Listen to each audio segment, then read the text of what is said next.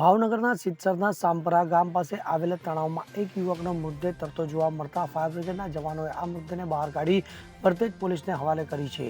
આ મામલે પોલીસે સમગ્ર તપાસ હાથ ધરી છે। સમગ્ર બનાવ અંગે ફાયર વિભાગ પાસેથી જાણવા મળતી વિગતો અનુસાર સિત્સરથી સાંપુરા ગામના રોડ પર ગામના તળાવમાં એક પુરુષનો મૃતદેહ તરતો જોવા મળતા વરતેજ પોલીસ સ્ટેશને ફાયર બ્રિગેડને આ મામલે જાણ કરતા કાફલો ઘટના સ્થળે દોડી આવ્યો હતો, જેમાં તળાવમાંથી યુવાનના મૃતદેહને બહાર બ્રિગેડના જવાનોએ બહાર કાઢી પોલીસને સોંપતા પોલીસે સૌપ્રથમ પ્રાથમિક તપાસ હાથ ધરી હતી, જેમાં મૃતક યુવાન ફુલસરમાં રહેતા જીતેશભાઈ લાખાભાઈ ડાભી ઉંમર વર્ષ 35 હોવાનું જાણવા મળ્યું હતું। તો આ યુવાનના શરીર પર કોઈ ઈજા કે અન્ય નિશાન જોવા ન મળતા મૃતકે બોર તળાવમાં કોઈ અગમ્ય કારણસર પડતું મૂકી આપઘાત કર્યો હોવાનું જણાઈ રહ્યું છે।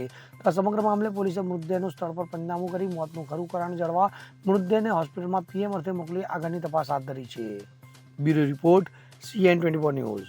હવે જુઓ દેશ દુનિયાની તમામ ખબરો તમારી આંગળીના ટેરવે।